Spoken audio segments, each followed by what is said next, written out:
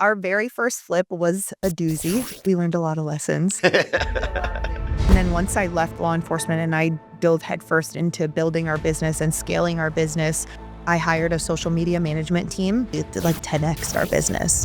I don't see a difference in the 1,500 square foot flip as I do in the 5,500 square foot flip. The process is the same. I'm a big believer in mentors and mentorship and finding people who are ahead of you that have already achieved what you're trying to achieve, because there's no need to reinvent the wheel.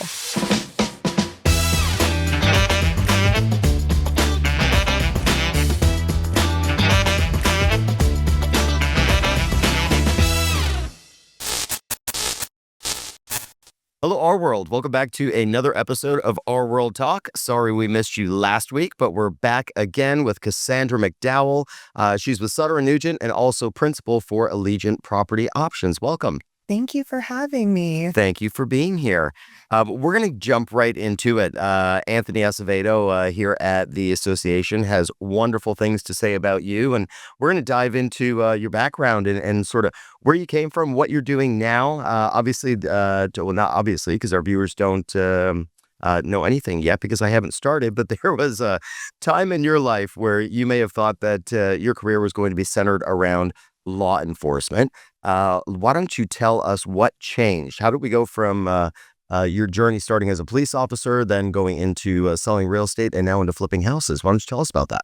So I grew up in a military household. My options for me were either I was going to join the military or I was going to be a cop. That's all I wanted. I knew in high school that that's all I wanted. Okay. When I graduated in 2007, my dad basically was like, please do not become, any kind of military. He was in the Marine Corps for a really long time. So he was like, you're my baby daughter. Please don't. So I was like, all right, that's fine. But as soon as I turned 21, I'm going to be a cop. Because in Florida, you could only be 21. And so I did. I went to college. I waited until I turned 21. And then I did the police academy and I loved it. I worked right here local for West Palm PD. I had a great 10 years there. I did a lot of different things within that department. And then around COVID, we got pregnant with back-to-back babies, Irish twins. Okay. And I was like, man, I love law enforcement and I love what I'm doing, but this schedule is not ideal for being a mom and having children. We had started learning about real estate investing. We had started learning about wholesaling specifically. Okay. And my husband was like, okay, well, let's try wholesaling. Let's, see how this works for us. And that was kind of where everything started. Apparently it worked. It did. Okay. So I stayed in law enforcement until 2023, where by then we had already established ourselves within the wholesale community. We built a really great business, wholesaling. Okay. And then we had started flipping here and there because I saw how much our investors were making on flips. And I was like, okay, well, earning an assignment is great. And, but I really want that like 6-figure, profit on a flip. The final check. Yeah. Yeah. So yeah, that's it in a very short. Well, tell me more about flipping. Who's the who has all the construction knowledge in that duo? So we started with zero construction knowledge at all. It's a scary road to go down. It was. Our very first flip was a doozy. We learned a lot of lessons in it, from hiring good contractors to even us like understanding the construction process, because in order to manage contractors, you have to be able to know what you're looking for and what they're not doing properly. Right. You got to be pretty good at estimating too. So that we were good at, because with data and numbers, that's a given, right? Okay. Like, okay, if we knew if we had to redo a bathroom, okay, we're going to need tiles. We're going to need Durarock. We're going to need flooring. We're going to need a tub. We could calculate all of those things easy, the materials, but the labor was what we would have a difficult time with. Sure. And not so much the cost of the labor, because you could get bids from multiple contractors. It would be managing the contractors that were there. Okay. So if you don't hire, like, let's say a GC who's going to run the entirety of the project, Right. you have to make sure that you're there front and center, watching what they're doing, making sure that they're doing the right thing. And if you don't know what the right thing is, then it's really hard to navigate that. So our very first flip, we learned a lot of lessons. We did a lot of things wrong. We still profited, so it was great. But that what I would say was like the more difficult part of it. Right. I ended up falling in love with the transformation process and the contractor, and learning all of the different things that go into flips.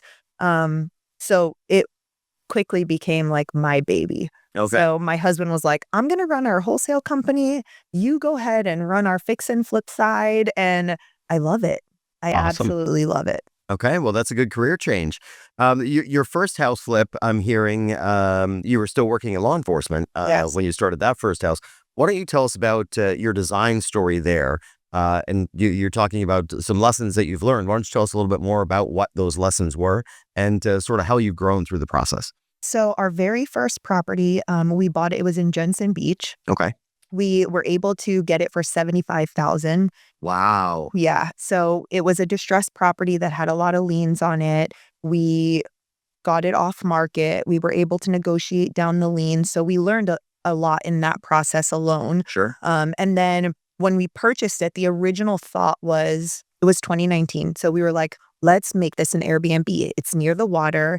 It's close to a main roadway. This would be a fantastic short-term rental opportunity. Okay. And then COVID happened. So we were like, okay, well, let's pivot. Let's put a long-term rental. Everybody did. Pivot. Literally. So I'm like, all right, let's put a long-term rental in there. We had it for $75,000. Our renovation on it was like $70,000. Wow. And that was a full gut. What a deal. And so our holding costs on it were fairly low. Right. And so we rented it out for a couple years. And that was like our first flip turned rental. And then we ended up selling it for $350, I think, about 2-3 years later. Good job. But in that process, I mean, we had a water heater burst because it was installed improperly. We had flooring that we paid for that was installed improperly. We had to redo. Oh, yeah. We had it was one thing after the other that we just weren't knowledgeable on the actual renovation part. Sure. And we were trusting that these contractors knew what they were doing and that they were doing the work the right way. And we were also trying to get the cheapest price. So we would get people in that like would be a couple $100 cheaper than, the actual licensed plumber. And That always ends up costing you more. bad idea. So we learned very quickly that we wanted to do things the right way, to avoid having these issues and Right. avoid having any resale issues or issues with tenants, Right. Yeah, I've had to do floors several times, but I started putting down my own floors and said, you know what? I'm just going to bring somebody in here to finish off this job, because it was starting to get aggravating once I got to the first closet. And I brought somebody in and they did the biggest botch job. It's like, I should have just completed the job myself. It was not going so bad, but yeah, there's certainly some pains that you feel when you're flipping a house. Let's talk more about investments that you've made so far. So what are some smart investments that you've made in real estate besides obviously the one in Jensen Beach? I mean, picking up a house anywhere in South Florida for $75,000 is a fantastic investment, but what types of ROI are you trying to achieve? And maybe for someone who who wants to break into this industry, flipping homes, where should they be getting started? For us, because we have the wholesale business, we're able to get properties at such a discounted rate because they're already distressed. Okay. These are families or sellers who are in a predicament where they have to sell. A lot of them can't sell on market because of insurance issues, or they have, such distress to the properties that they can't put it on the MLS. So for us, we have that pool of properties that are great investment opportunities. Okay. So for people who are just getting into the fix and flip world, I would definitely say to network and find wholesalers in the area. Not every wholesaler is created equal. And that's the one thing that I will say about our business and our company. We learned very early on that the wholesale world can be a very shady place, and Okay. that not all wholesale companies do things the right way. Okay. And not every deal that a wholesale company presents to you is an actual deal. Okay. Um, Let's stick with that for a second. When we're talking about the difference between wholesalers, what sorts of differences are we going to find if we're trying to break into that market, or like you said, network with some wholesalers? Obviously, you're going to find out who the bad actors are. yeah. But what sorts of things are happening in that world that make somebody a bad actor, that would be considered shady when you're talking about wholesale properties? The idea of wholesaling, right, is you find a property or a family that is in a specific need, right? They need to sell their house, they're in pre-foreclosure, they have a distressed property. Okay. So some wholesalers are not transparent with these sellers. So Okay. they make sellers believe that they're the ones purchasing the property, right? Meanwhile, they're really assigning the property to another investor in the area. Sure. So sellers aren't fully educated on the process or what they're actually getting involved in. Sure. They think it's That's closing in 30 days, and meanwhile, the contract is being sold to somebody else, and it's going to take longer. correct. Yeah. Or you have wholesalers that will get the property under contract at a certain price, realize that they can't sell it at that price, and then go back to the sellers and are trying to renegotiate, the prices, which that does happen and it can happen. And there's nothing wrong with that. But again, it comes down to like the transparency in that conversation Sure. with these sellers. Right. You have wholesalers that take advantage of these situations. And so that's kind of where you'll see the difference. Also, as a buyer or an investor who is looking at wholesale deals, I would be very mindful of just running your numbers properly, doing your due diligence, making sure that if you aren't an active agent or have an agent kind of as part of your team, that you're running the comps properly, that you're actually looking at, the CMAs, have either a GC or someone who is knowledgeable about fix and flips who can come walk the property with you and give you an accurate scope of work. Right. And so that way you can run your numbers as efficiently and as accurate as possible. Right. Those are the things that we are very big on as investors. And, we buy from other wholesalers all the time. So we make sure that we even do those things on the investor side. But then as a company who wholesales, we do our best to be as transparent as possible with our sellers, Right. but also as accurate as we can be with renovation costs and ARVs and things of that nature, because we don't ever want to sell a property to an investor and have them feel like they were taken advantage of. Are there any apps or websites or some formulas, or sort of, how do you take a look at the value, like future value of that property, and figure out what your ROI is going to be? I mean, you know that you've got your construction costs. Obviously, you could bring a GC through, but are there any specific formulas that you use in order to get to that point? Yeah, I mean, I have an entire Excel spreadsheet dedicated to just underwriting our deals. And it has all of the algorithms and all of the values that you would take into consideration when estimating Sure. what your ARV is or what your profit or ROI is going to be on a project. I know that there are ones that you could probably get off of like Etsy, or like I know some like big flippers and stuff, they actually have like calculators that they'll let you download for free. Okay. We have a calculator that we use that it's built out to where we can look at properties from um, different in different ways. Okay. So from different exit strategies, right? Like we'll look at it as, okay, if we keep it as a long-term rental, what are those numbers going to be? What's the cap rate going to be on that? If we're going to flip it, then okay, what's our ROI going to be on that project? And what are we looking at with holding costs? Are we using a hard money lender? Are we using a private money lender? Sure. And we can run all of those numbers to see what the best exit strategy would be for that specific property. Okay. Getting into a little bit of current events with, tariffs are the buzzword right now. Mhm. Are you guys finding that you're having to really increase what your expenditures are going to be because of increased building materials, prices of building materials and things like that? Yeah, definitely. I mean, we are now, we've transitioned over the last, I would say, 2 years into like the luxury flip space. Okay. So we're definitely seeing the difference in that area. You can still get very affordable materials for, your regular middle class home, Sure. but on the luxury side of things, we are You're 100. importing a lot, right? Yes, and like glass, Sure. lumber. We typically do like all new impact windows on all of our homes. We've seen an increase on that. So yeah, definitely I've seen an increase there. Okay. Why don't you tell me a little bit what's in style right now? You've broken into the luxury market. You're doing luxury fix and flips. Sort of, what kinds of materials and features are people looking for in a luxury property right now? I mean, I find all of our properties are pretty modern. We keep things very simple, very modern. We do, a lot of neutral palette colors. Okay. We will do accent fireplaces. We do a lot of the properties we buy either have full gas fireplaces that we keep in the property because we feel like it gives it that little bit of a vintage vibe. Sure. But we do a lot of like statement accent walls, wallpapers, little I things. was just going to ask you if wallpaper's in right now. Yes. Okay. Fantastic. What are three things that you can't live without when selling real estate and why? And when selling real estate or when flipping, because I Either feel one. like those are so different. Either one. Either one.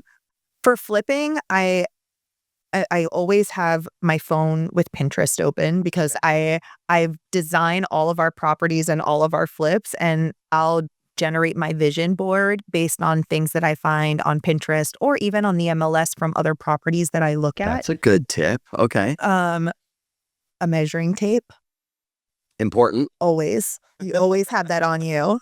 And I don't know what else. Obviously a good GC, right? Yeah, I mean, I feel like at this point, I've gotten to a really good spot where I can go and kind of give us a good estimate on like our rehabs. Okay. But we have a great team in place that allows us to do multiple flips at once. Last year we did 12. This year we're doing 5, but all 5 are on the luxury scale. So, a big thing is just having your team in place. When you talk about that team, who's on your team? So we have a project manager. Okay. We have me, who's the designer, the buyer, the material supplier. I wear many hats for it. But mostly our project manager. I mean, I feel like having that in place, it alleviates a lot of the having to be at the property from me. And that's something that we incorporated about a year ago, Okay. with having that on hand. So when we're talking about the luxury market, how did you break into the luxury market? Do you have any tips for somebody who is looking to follow in your footsteps? Obviously, they'll stay out of Palm Beach. We'll send them down to Broward. I'm just Yes, kidding. please. Yeah. But for somebody who's looking to break into that luxury market, what types of advice do you have for them?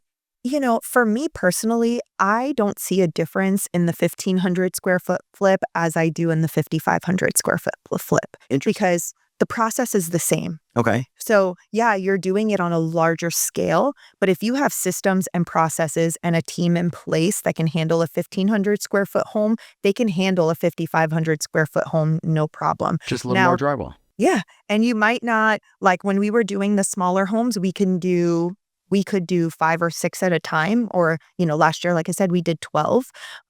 With the larger scale luxury homes, we try to limit the amount how many we're doing at one time to maybe 2, maybe Okay. 3, just so that we don't spread our guys too thin and they can actually be at the project making an impact on the renovation timeline, and working quickly to get things done and Sure. so that we can get it on the market. Well, plus 2 large homes, that's a lot of materials as well. So you've got a lot out of pocket while you're waiting for those things to actually flip. So we structure our flips a little bit differently. We use a lot of private money lenders. So we have a lot of investors who have found me, whether it's through social media, whether it's through a network or friends and family, and they actually fund our deals. So our renovation budget and our holding costs and everything are actually what we raise for each individual project. Okay, very cool.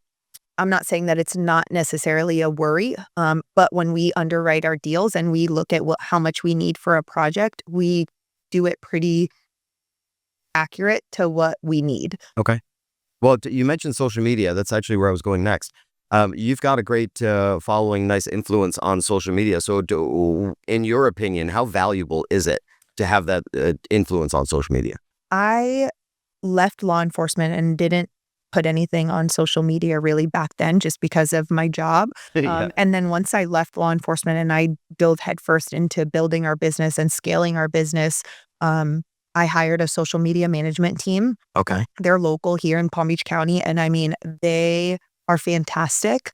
And I don't even have an ROI on the investment that we made into social media content Sure. because it completely changed our business. The minute we started marketing online, the minute that we started building credibility online, by posting our flips, posting what we were doing, Right. posting our, the before and afters and all the things that we are doing, um, it it grew our business. Probably it did like 10x our business. Well, it really helps the credibility aspect. I mean, you put 100%. yourself online. If somebody hears about you and hears about your work, the first thing that they're going to do is go to Instagram and find out, are you legit? Who are you? How many followers do you have? What does your stuff look like? If you're not there and nobody has any way to verify you, they're going to move on to the next person. 100%. Yeah. How are you leveraging your leads through your content creation?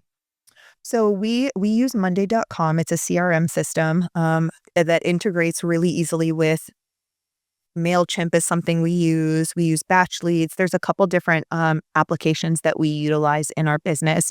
And Monday integrates super easily with all of those systems. Okay.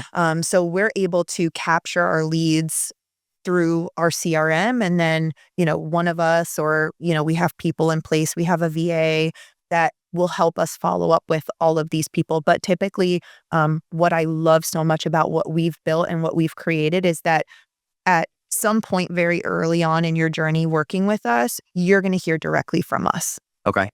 You're going to speak to me directly. You're going to speak to my husband directly. You're going to speak to my partner, Talia, directly. We are very small, but we're also very large. So you're not just being passed off to somebody if somebody decides to Absolutely want to work not. with you. So where do you find your inspiration for your social media content? Is it all being done by that company, or is this something that you're actually pulling out your phone and doing your own social media editing, or are they taking care of everything? Nope, they take care of everything.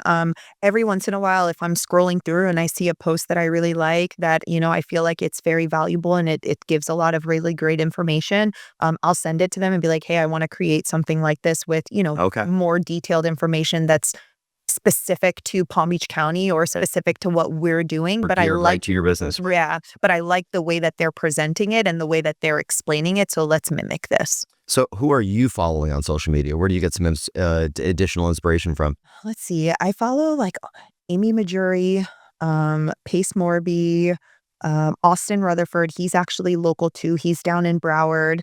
He's really great in the industry.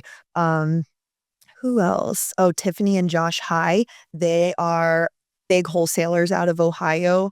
I like to follow people who are doing more than what we're doing, where I can learn from them Sure. and I can view them as mentors. Okay. I'm a big believer in mentors and mentorship, and a lot of my content is directly about that, is finding people who are ahead of you that have already done what you are trying to achieve or achieve what you are trying to achieve. Okay. Because there's no need to reinvent the wheel. Like, I agree. find them, learn from them, grow with them, and implement whatever it is that you learn from them into your business. Because I think the biggest thing that people miss when they join mentorship is the implementation part. If you're going to pay money to learn from somebody, then learn it and implement it into your business, because that's where you're going to see the growth. you're not gonna see the growth by just attending their seminars and keeping it all in your brain. Right, You right. have to actually act on what you're learning. Implement it all. You know that you're doing that for other people right now. I mean, you're talking about people who you're watching as mentors. I guarantee you that there are plenty of RWorld members that are doing the exact same thing with you, watching your Instagram and gaining inspiration from you that you might not even know that you're actually mentoring. Oh, well, that's super. And if you guys see her out in public, network with her, find out what's going on. And if you were a jerk and she threw you in cuffs one day, I mean, forgive her for that. Now she's flipping houses, you know? We asked all of our guests to tell us about a little hidden gem in Florida. This is the last question that we ask. We're going to let you get back to work, but why don't you tell us about a little hidden gem that you love in Florida? It could be a local dive bar, beach spot, park, whatever, you name it. I think my favorite place it's called Lakewood Park. It's in North Palm. Okay. It's like an intercoastal little beachy area, but it has a really cute park right next to it. Okay. I have 4 kids, so really anywhere where I can take my kids, where I can let them run and, like, it's completely safe and I could, A like, little bit of enjoy nature. yeah, I can enjoy laying down and tanning while, like, I have an eye on them. It's beautiful for me. Okay, fantastic. Well, Kassandra, thank you so much for spending your morning with us, and we will see you guys right back here next week, Friday, 8 a.m. on Our World Talk.